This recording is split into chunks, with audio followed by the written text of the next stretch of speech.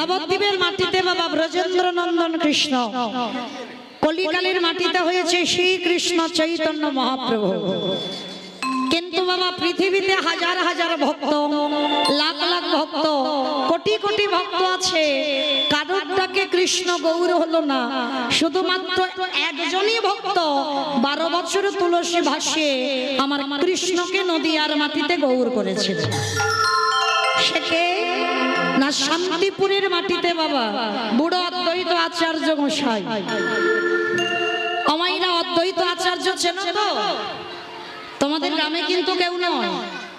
ওই যে পঞ্চতত্ত্ব ছবি আছে, শ্রীকৃষ্ণ চৈতন্য প্রভু নিত্যানন্দ শ্রী অদ্বৈত গদাধর শ্রীবাস আদি গৌর ভক্তবৃন্দ। মাঝখানে যে ছেলেটা নিমাই, ওটা আমরা সবাই বলতে পারবো বাবা। একটা বাচ্চা মানুষকে জিজ্ঞাসা করো, সেও বলে দেবে। কিন্তু ওই ছেলেটা ডান দিকে দেখবেন একটা বয়স্ক লোক দাঁড়িয়ে আছে, মানে চুল গোপ দাড়িগুলো সব পেকে সাদা। কেন? আমার মহাপ্রভুর থেকে 52 বছরের বড়, মানে 1-2 দিনের বড় নয়, 52 বছরের বড়। যার জন্য বাবা এরকম চুল গোপ দাড়িগুলো সাদা হয়ে গেল পেকে। আর এনারই ডাকে কৃষ্ণ নদিয়ার মাটিতে গৌর হয়ে এসেছে। তবে মায়েরা আজকের আমাদের জানা দরকার, পৃথিবীতে হাজার হাজার ভক্ত, লাখ লাখ ভক্ত, কোটি কোটি ভক্ত আছে, কারোর ডাকে এলো না। একেবারে শান্তিপুরে বুড়োর ডাকে কেন এলো? তাহলে বাবা ঠাকুর মনে রাখতে হবে ওই বুড়ো মানুষটার পাওয়ারটা কত ছিল, তাই না? যার জন্য এত ভক্ত থাকতে এলো না, একেবারে ওই বুড়োটার ডাকে এলো। তাহলে বুড়োটাকে, যার একটা নাম হলো মৃত্যুঞ্জয়। বাবা ঠাকুর বলেন তো মৃত্যুঞ্জয় কোন ঠাকুরকে বলে? শিব ঠাকুরকে। বাবা, শিব ঠাকুরের একটা নাম হলো মৃত্যুঞ্জয়। কেন না? ওই একজনই বাবা শুধু মৃত্যুকে জয় করেছিলেন।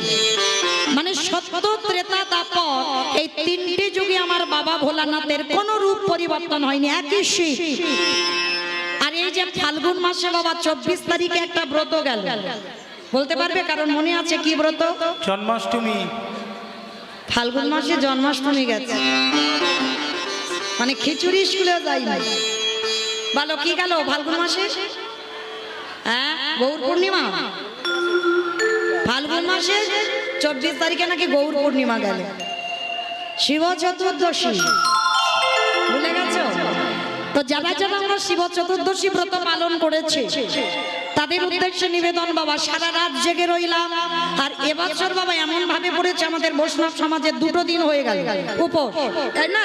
অনেক অনেক মানুষরা 2 দিন হয়ে গেছে শিব চতুর্দশী ব্রত। কিন্তু এই যে শিব চতুর্দশী ব্রত আমরা পালন করলাম, সারা রাত জেগে থাকলাম, সারা রাত জেগে বাবার মাথায় জল দিলাম, সারা রাত অনাহারি অনিদ্রায় কাটালাম। কিন্তু একটা কথা কান খুলে শুনে নাও, বাবা কিন্তু কলিযুগে কোনোদিনই আসেনি, শিব রূপে কোনোদিনই আসেনি। বাবা তো অদ্বৈত আচার্য। কিন্তু এই জায়গাটাই মা প্রত্যেকের মনে একটা প্রশ্ন জাগছে না? সত্যতে শিব হলো, ত্রেতাতে শিব হলো, দাপরে শিব হলো, কিন্তু কলিযুগে কেন শিব হলো না? তার একটাই কারণ। কি কারণ? পাপ কোনোদিন বাপকে ছাড়ে। এই কথাটা বাবা চলতি কথা, আমরা মাঝে মাঝে বলি তুই পাপ করছিস তো মনে রাখবি পাপ কোনোদিন বাপকে ছাড়বে না। কিন্তু এর কথার মানে আছে বাবা, এই যে পাপ ছাড়ে না বাপকে, কেন বলি আমাদের বাবাটাকে? মানে যেমন আমি কীর্তনিয়া মৌমিতা ঘোষ, আমার বাবার নাম খাতা কলমে হচ্ছে রাধেশ্যাম ঘোষ। ওইটা আমার বাবা চিরস্থায়ী নয়, ক্ষণস্থায়ী। আজকের আছে, কালকের ও বাবা তোমাকে ফেলে রেখে চলে যাবে। হাজার চেষ্টা করলেও তুমি ও বাবাকে ধরে রাখতে পারবে না। কিন্তু একজনই তোমার আছে বাবা, যিনি বিশ্ব পিতা, যিনি জগৎ পিতা, যিনি সবার বাবা, যিনি হলেন বিশ্বের স্রষ্টা মালিক ভগবান। আর সেই ভগবানকে পাপ ছেড়েছিল? কখনো ছাড়িনি। একটু শাস্ত্রের দিকে তাকিয়ে দেখেন, যেদিন কুরুক্ষেত্রের মাঠে গান্ধারীর শতপুত্র নিধন হয়ে গেল, রাতের অন্ধকারে গান্ধারী হাতে মশাল জেলে পাগলিনীর মতো কুরুক্ষেত্রের মাঠে গিয়ে গান্ধারী দাঁড়িয়েছিল, চিৎকার করে ডাক দিয়েছিল দুর্যোধন।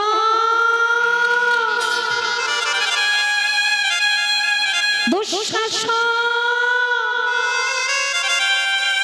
আমার একটা ছেলে যেন মা বলে ডাকে, কিন্তু একটাও ছেলে মা বলে ডাকার ছিল না। কুরু বংশটা ধ্বংস হয়ে গেল। গান্ধারী যখন কাঁদছে, আমার স্বয়ং কৃষ্ণ দয়াময় হেসে বলেছিল, পিসিমা পিসিমা কাঁদো কেন? আস্তে মা, আস্তে, একটু আস্তে।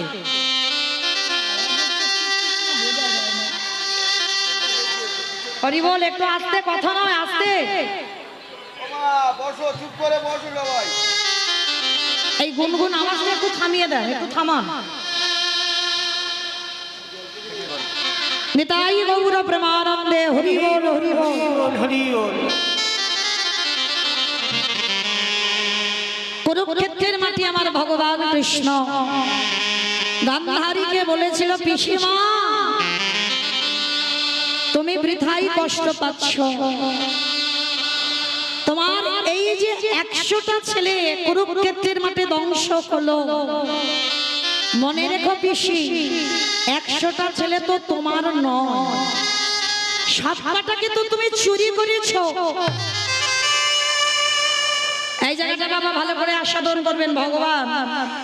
আজকের গান্ধারী পিসিকে বলছে, 7কটা ছেলেকে তুমি চুরি করেছো। আর চোরের ধন বাটপাড়াই তো নেয়। কি বাবাটাকে চোরের ধন তো বাটপাড়াই নেয় না, কথাটা বলি না মাঝে মাঝে। তো কৃষ্ণ দয়াময় বলছে, পিসিমা তোমারও 100টা ছেলে তুমি চুরি করেছো, কেউ তোমার নয়। বলে কৃষ্ণ আমি 100টা ছেলে চুরি করেছি? বলে হ্যাঁ। মনে করে দেখো তো পিসি, সেই রাত্রিবেলার কথা যেদিন দুর্বাসা মুনি বাবা কুন্তির দরজায় এসেছিল, আর কুন্তি মাকে বলেছিল, কুন্তি আজ আমি মধ্যাহ্নকালীন সময় তোর বাড়িতে এলাম, আর এই তোর বাড়িতে এসে আমি 100টা সোনার পাত্রে আমি পরমান্ন পেতে চাই। অমাইরা, পরমান্ন মানে কি গো? খিচুড়ি, খিচুড়ি। পরমান্ন মানে নাকি খিচুড়ি, পায়েস। তা দুর্বাসা মুনি, আচ্ছা এই মনিটরগুলো কি হচ্ছে না? কি রকম হচ্ছে ভাই? মনিটরগুলো কি রকম হচ্ছে? আমার কানে আসছে না কেন? আউটপুটে আছে, মনিটরগুলো কি হচ্ছে? মনিটর কারোর আসছে না। কি কষ্ট হচ্ছে আমার গান গাইতে।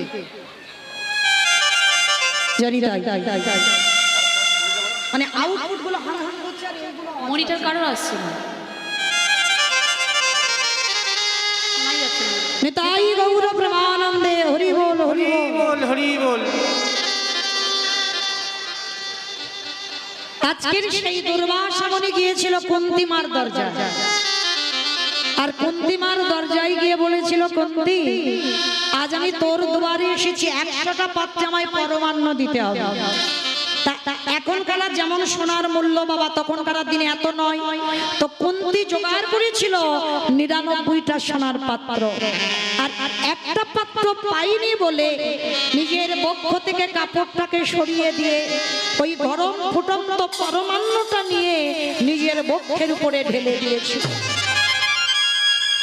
আর বক্ষের উপরে ঢেলে দিয়ে যেই না দুর্বাসার চরণে দিল, দুর্বাসা দেখা মাত্র চমকে উঠেছে। অসম্ভব, এটা তুই কি করছিস মা?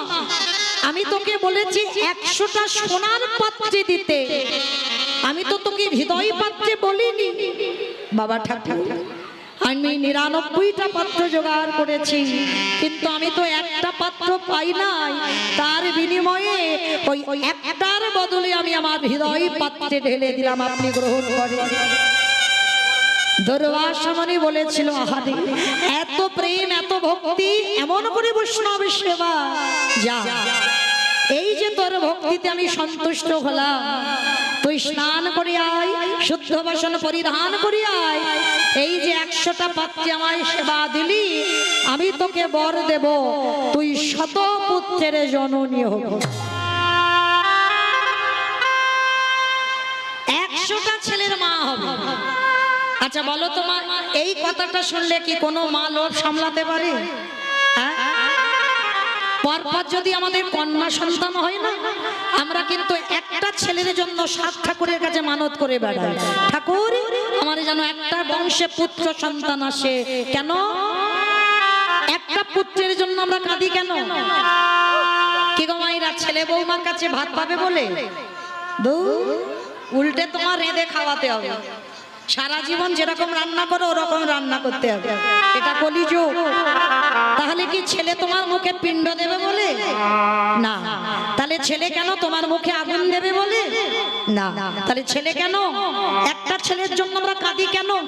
যে আমার বংশে যেন একটা পুত্র সন্তান আসে, তার একটাই কারণ যে আমার অবর্তমানে আমার মন্দিরে যেন একটা ভগবানের সেবার জন্য, ভগবানের চরণে প্রদীপ দেওয়ার জন্য একটা যেন আমার বংশে কেউ থাকে।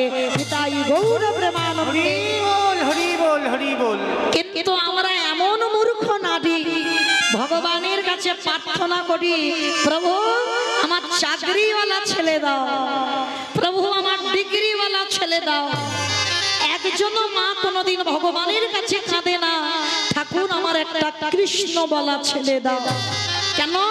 আরে ওই কৃষ্ণ বলা ছেলে দিলে তো তুমি ভিখারি হয়ে যাবে। আর দেখবেন মা, তুমি যদি চাকরিওয়ালা ছেলে পাও তাহলে তুমি পাথর সেটিং করা ঘরে থাকতে পারবে। আর কৃষ্ণওয়ালা ছেলে যদি হয়, দেখবেন 2 দিন পরে মালা ঝোলা হাতে নিয়ে সংসার ত্যাগ করে বৈরাগী হয়ে চলে গেছে। তাহলে লাভটা কি হলো? লাভ আছে গো। এই জড় জগতে কোনো কিছু লাভ না থাকুক, কিন্তু তোমার আধ্যাত্মিক জগতে লাভ আছে। কারণ একটা বংশে যদি কৃষ্ণ বলা সন্তান আসে, মনে রেখো বাবা, তোমার 14টা পুরুষ নাকি উদ্ধার হয়ে যায়।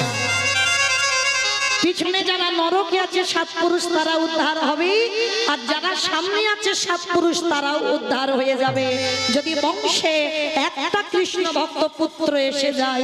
নিতাই গৌর প্রেমানন্দে হরি বল হরি বল হরি বল। আজকের কুন্তি মা শুনেছে, আর কুন্তি মা শুনে বাবা যেই না স্নানে গেছে সমস্ত ঘটনাগুলো আমার গান্ধারী চুরি করে শুনে নিয়েছে। আর যেই না গান্ধারী চুরি করে কথাগুলো শুনে নিল, কুন্তির মতো সেজেছে, কুন্তির মতো শাড়ি পরেছে, আর কুন্তির মতো শাড়ি পরে যেই না আমার ওই দুর্বাসার চরণে এসেছে। আর দুর্বাসা মনে কি করেছিল? ধ্যানাযোগী ছিল, মাথায় হাত দিয়ে আশীর্বাদ করে দিল, তুই শত পুত্রের জননী হবি হবি হবি। অমাইরা এত ভালো বর আর পেয়ে আর থাকা যায়? বরটা চুরি করে নিয়ে গান্ধারী পালিয়ে যাচ্ছে। আধা ঘন্টা পরে কুন্তি এসে বলছে, বাবা ঠাকুর আপনি বর দেবেন বলেছিলেন, দেন। চমকে উঠেছে, অসম্ভব, আমি তোকে একবার বর দিলাম আবার বর চাইছি? আমি তো এই মাত্র তোকে শতপুত্রের বর দিলাম। না বাবা ঠাকুর, আপনার বোধহয় কোথায় ভুল হচ্ছে, আপনি আমাকে বর দেননি, অপদার্থ। আমার ভালো করে মনে আছে আমি তোকে বর দিয়েছি। কুন্তি বারবার একটা কথা বলে যাচ্ছে, আপনি আমাকে বর দেননি, তাহলে দিলাম কাকে? ধ্যানাযোগে বসলো দুর্বাসা, আর ধ্যানাযোগে বসে দেখলো ওটা কুন্তিকে বর দেয়নি, কুন্তির মতো সেজে গান্ধারী বরটা চুরি করে নিয়ে পালিয়ে যাচ্ছে। দুর্বাসা মুনি ধ্যানাযোগে বলে বলেন, ওরে পাপিষ্টা নারী, ওরে দুরাচারী নারী, তোর এত বড় স্পর্ধা, আজকে তুই দুর্বাসার সঙ্গে ছলনা করলি, আমি তোকে ছেড়ে দেব না, আমি তোকে অভিশাপ দিলাম। এই যে তুই আমার কাছ থেকে 100 ছেলে চুরি করলি, কুন্তির মাথায় হাত রেখে বর দিল, তুই 3টে ছেলের জননী হবি, যুধিষ্ঠির, ভীম, অর্জুন। মাতৃর হবে 2টো সন্তান, নকুল সহদেব। আর মাতৃর পর, মাতৃর যখন মৃত্যু হয়ে যাবে, তারপর এই ত্রিভুবন জানবে তুই পঞ্চপুত্রের জননী। আর তোরই 5টা ছেলের হাতে গান্ধারী 100 সন্তান নিধন হবে হবে হবে। কি গো মাইরা, তাহলে দেখেছেন সুদে আসলে কিরকম ডবল হয়ে ভগবান কিরকম ঘটনাটা ঘটিয়ে দিল। তাই তো আমার কৃষ্ণ দয়াময় বলছে পিসিমা একটা কথা মনে রেখো, তোমার পাপের ভরা পূর্ণ হয়েছে, তাই তো আজকে তোমার শতপুত্র নিধন হয়ে গেল। কৃষ্ণ তবু আমি তোকে অভিশাপ দিলাম, আজ যেমন আমার কুরু বংশটা ধ্বংস হলো, তোকে অভিশাপ দিলাম তোরও 56 কোটি যদু বংশ ধ্বংস হবে হবে হবে। যেই না বললো 56 কোটি যদু বংশ ধ্বংস হবে, আমার ভগবান মাথাটা পেতে নিয়ে বলল পিসি তোমার কথা শিরোধার্য করে আমি ফিরবো দ্বারকায়, আর তোমার অভিশাপে আমারই 56 কোটি যদু বংশ ধ্বংস হবে। ওই জন্য বাবা কথাইতে আমরা বলি পাপ ছাড়ে না বাবাকে। তাহলে আমাদের বাবাকে ছেড়ে দিল না, আর আপনারা আমরা তো মাতুচ্ছ, আমাদের ছেড়ে দেবে মনে করেছো? ঠিক ঠিক এইরকম একটা ভুল আমার পরম বৈষ্ণব বাবা ভোলানাথ করে ফেলেছিল। ভুলটা কি করেছিল? এই ভুলের কথা জানতে গেলে বাবা সবাইকে একটুখানির জন্য যেতে হবে আমাদের মহাভারত। এই মহাভারতে যুধিষ্ঠির মহারাজ করেছিল রাজস্বই যজ্ঞ। এই রাজস্বই যজ্ঞে ভগবান কৃষ্ণ সবাইকে দায়িত্ব দিয়েছিল, আর যুধিষ্ঠির মহারাজ বলেছিল কৃষ্ণ কৃষ্ণ তুমি তো সবাইকে দায়িত্ব দিচ্ছ, তুমি নিজে কোনো দায়িত্ব নেবে না। যেই না বলেছে নিজে কোনো দায়িত্ব নেবে না, ভগবান বললেন দাদা আমি সবাইকে একটা করে কাজ দিয়েছি, কিন্তু আমি আমার জন্য আমি দুটো কাজ ফেলে রেখেছি। সে কি? সবাইকে তুমি একটা করে কাজ দিয়েছো, আর তুমি তোমার বেলা দুটো কাজ। কি কাজ নিয়েছো কৃষ্ণ? বলে জানো দাদা আমার প্রথম কর্ম হবে এই রাজস্ব,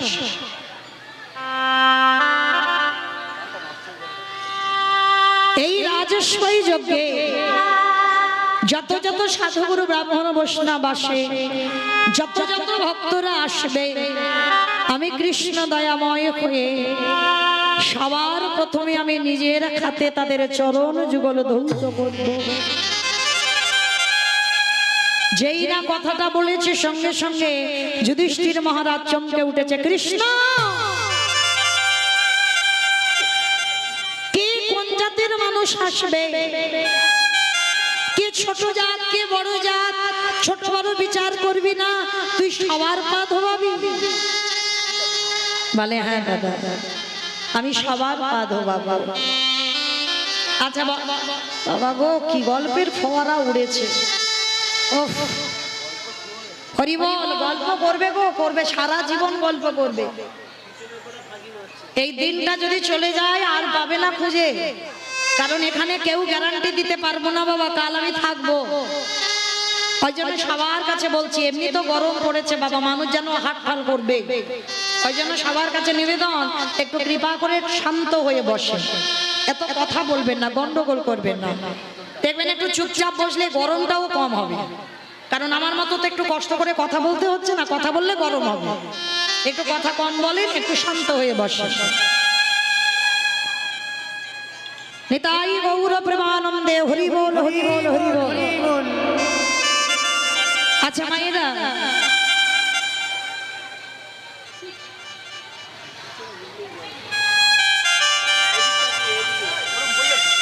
বিশ্বের শ্রেষ্ঠ মালিক ভগবান আজকে রাজস্বই যজ্ঞে মা পা ধোয়ার কাজটা কেন নিয়েছে? বলতে পারবেন পা ধোয়ার কাজটা কেন নিয়েছে? পা ধোয়ার কাজটা একটাই কারণে নিয়েছে, আপনাদের আমাদের মতো ভক্তদের চৈতন্য দান করবেন। কিসের চৈতন্য? আমাদেরকে শিক্ষা দিয়ে গেল ওলে কলির জ্ঞানন্দজি, তোদের বাড়িতে যদি সাধুগুরু বৈষ্ণব আসে সবার আগে চেষ্টা করবি নিজের হাতে তাদের চরণ যুগল আগে ধৌত করে দিতে।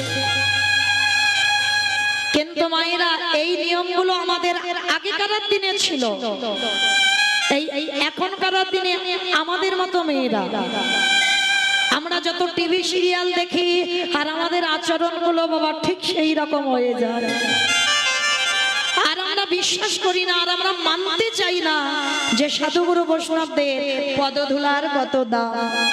আমরা আর বিশ্বাস করি না, আমরা আর মানি না।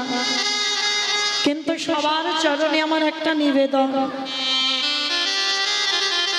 যদি বাড়িতে কোনোদিন সাধুগুরু বৈষ্ণব আসে,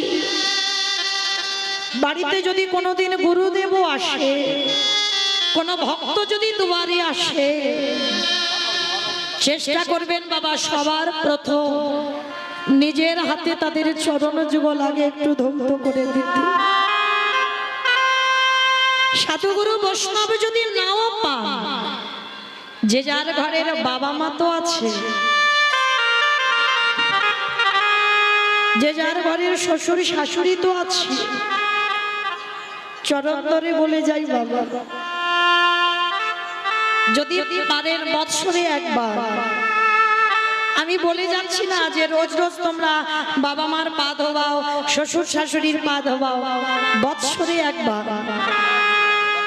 বৎসরে একবার চেষ্টা করবে যে আজকের যদি বাবা মা থেকে থাকে, যারা হারিয়েছে, হাজার দিন কাঁদলেও বাবা ওই মূল্যবান সম্পদ আমরা আর ফিরে পাবো না।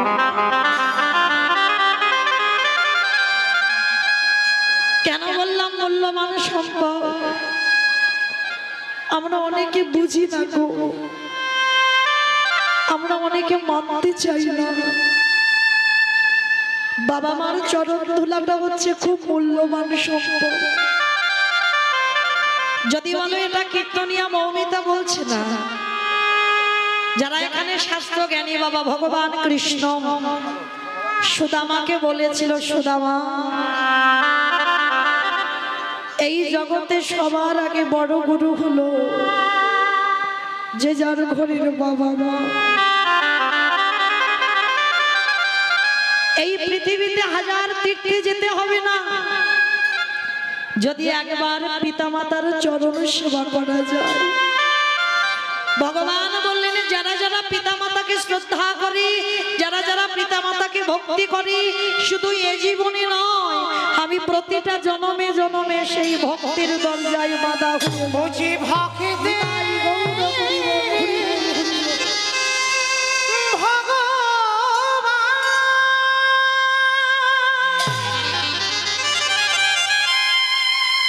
বুঝি ভক্ত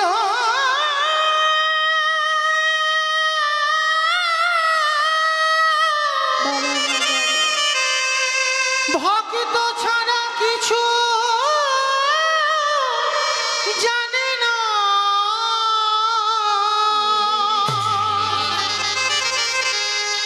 তাই তো যুগে যুগে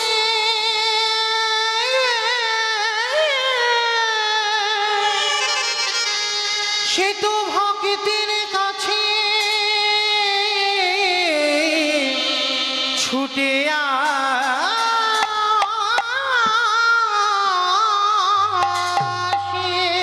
সবার চরণ ধরে আমার একটা নিবেদন, ঠিক ভগবানকে যেমন সেবা পূজা করো, ভগবানকে সিংহাসনে রেখে গলায় মালা দিয়ে যেমন সেবা পূজা করো, বৎসরে একবার বাবা মাকে ঠিক ওইভাবে একবার সেবা পূজা করে দেখো। ভগবান বললেন সেই ভক্তির দরজায় আমি সারা জীবন ভক্তি হয়ে যাব। তাই তো ভগবান রাজস্বী যজ্ঞে আজকের পা ধোয়ার কাজটা নিয়েছে। শুধু পা ধোয়ালো না গো, আরো একটা কাজ করেছিল। কি কাজ জানো? যারা যারা ওই যজ্ঞে প্রসাদ পেয়েছিল, কৃষ্ণ দয়াময়, ওই প্রসাদের পাত্রগুলো একটা একটা করে নিজের হাতে ফেলেছি। শুধু প্রসাদের পাত্র ফেললো না, ওর ভিতরে আরো একটা কাজ করেছিল। ওই ভক্তরা যারা প্রসাদ পেয়েছিল একটু করে প্রসাদ তুলে নিয়ে কৃষ্ণ আমার গায়ে রেখেছি। আমারে ভগবান